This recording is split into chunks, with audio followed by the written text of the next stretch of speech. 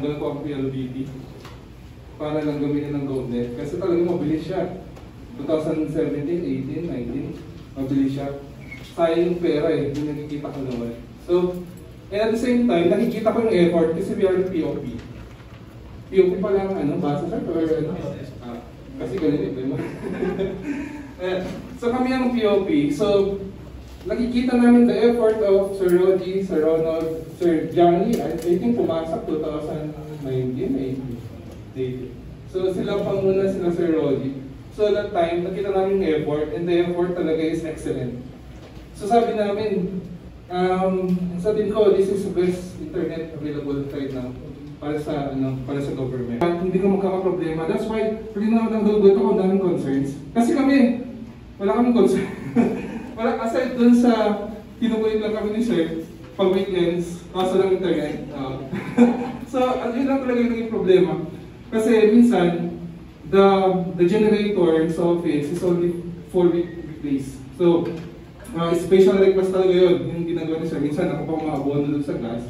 Minsan ako pa bumili. Thank you! So, ganun kami, nag-i-effort. Kasi ayaw din namin masisi. We are the one protecting the POP kasi sa area namin.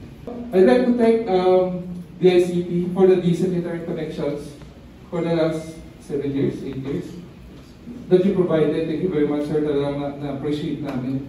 Yun ang masasabi namin. We don't have questions. Talagang nagamit namin. We operated the office using GovNet. And thank you dahil yung support niya is talagang excellent. Nandun kayo lagi when we need the support. Actually, most of the questions is not from the UST. Most of the questions is from other agencies din. So, pina-forward lang namin. So kami wala kami problema because we are promoting rin yung mga risk management and ID plan. So that's all. Thank you very much. Kakailangan niya yung other information is na sa amin na. The thing is, yung GovNet project natin, although hindi siya not perfect, sabihin na lang natin, pero at least dito sa network natin, dito sa Region 2, natatamasa na natin yung advantage niya. Aminin man natin o hindi, mas mabilis yung network nila versus dun sa ating mga redundant lines. And actually, meron akong hinahanap kanina about sa costing. So I guess yung costing ito, yung sa ating government line, is more or less, mas mababa siya ng maybe at 800%. Kasi ang costing nila based dun sa per Mbps nun, based dun sa nabasa kong article, is 300 something pesos. But for the government line, especially yung kinikater sa GovNet, is more likely 50 pesos lang. So mag-a-add up yan throughout the years na paggamit ng GovNet natin. Most probably billions yung matitipid ni government pagdating sa pag-cater ng services, especially ito nga, meron tayong sariling network.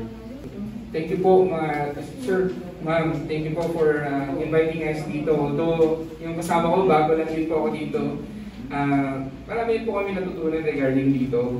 And then hopefully, yun nga po, yung sinabi ni Sir Earl, regarding sa pagbibigay ng capacity building sa mga coordinators natin, not just about the GovNet, but also to the other projects ng DICT.